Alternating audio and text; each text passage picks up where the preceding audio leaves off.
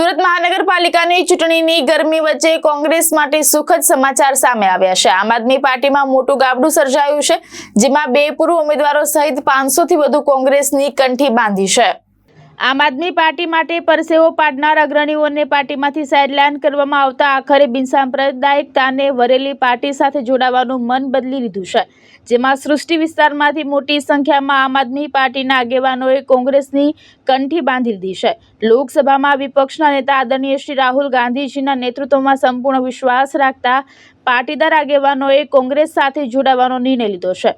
ગુજરાત પ્રદેશ કોંગ્રેસ સમિતિના અધ્યક્ષ શ્રી અમિત ચાવડા, સુરત શહેર કોંગ્રેસના યુવા પ્રમુખ શ્રી વિપુલ ઉધનાવાલા તેમજ તેજસ્વી પ્રતિભાના ધની એવા સંગઠન મહામંત્રી રોહિત સાવલિયાની આગેવાની હેઠળ પાટીદાર આગેવાનોનો કોંગ્રેસમાં પ્રવેશથી પંજાને બળ મળશે અને આગામી ચૂંટણીમાં કોંગ્રેસના ઉમેદવારો જંગી બહુમતીથી વિજય પ્રાપ્ત કરશે એવી આશા વ્યક્ત કરવામાં આવી રહી છે। પરંતુ આમ આદમી પાર્ટીએ સારા નહીં પરંતુ મારા લોકોને ટિકિટ આપીને આ લોકો સારા લોકો સાથે દગો કર્યો છે।